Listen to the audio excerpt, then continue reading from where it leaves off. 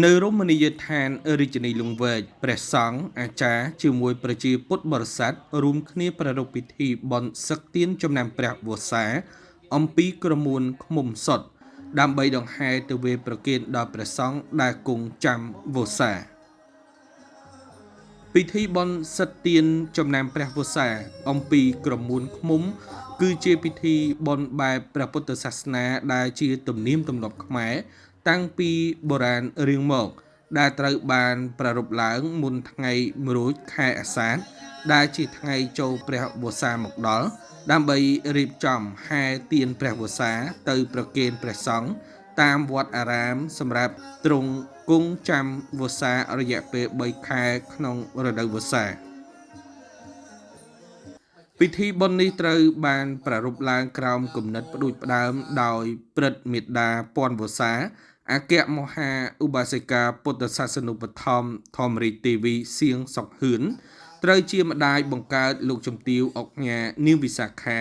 អគ្គមហាឧបាសិកាពុទ្ធសាសនូបត្ថម្ភគតិបណ្ឌិតសៀងច័ន្ទហេងអគ្គនាយិកាក្រុមហ៊ុនហេងអភិវឌ្ឍនិងជាស្ថាបនិករមណីយដ្ឋានរាជធានីលង្វែកនិងនិមន្តដឹកនាំដោយព្រះអង្គធម្មវានវាសី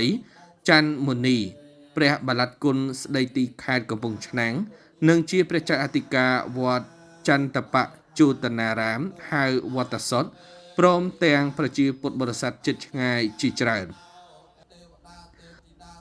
លោកជំទាវអុកញ៉ានាងវិសាខាអគ្គមហាឧបាសិកាពុទ្ធសាសនូបត្ថម្ភ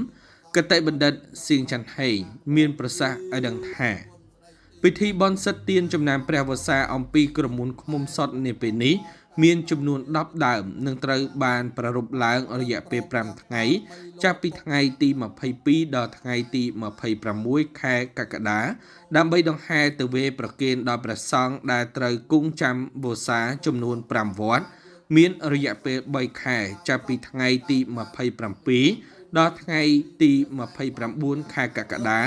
ដែលថ្ងៃទី27ដង្ហែទៅវេរប្រគេនព្រះសង្ឃគង់នៅវត្តសម្បូរនិងវត្តភ្នំជាលាចរចា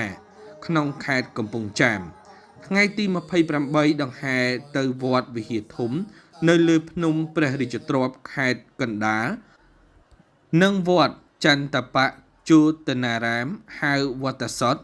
ក្នុងខេត្តកំពង់ឆ្នាំងនិងថ្ងៃទី29ដង្ហែទៅវត្តភ្នំកាច់ចង្កូតបុរីក្នុងខេត្តពោធិ៍សាត់ជាថ្ងៃបញ្ចប់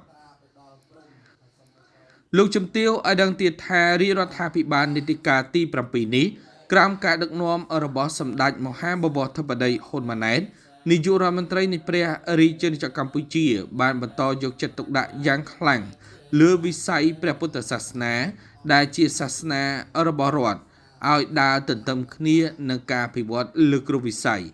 ជាពិសេសវិស័យព្រះពុទ្ធសាសនាត្រូវបានថែរក្សានិងអភិវឌ្ឍយ៉ាងរឹងមាំក្នុងគោលបំណងប្រើប្រាស់ពុទ្ធឱវាទជាប្រភពនៃស្មារតីសាមគ្គីភាពសន្តិភាពនិងសីលធម៌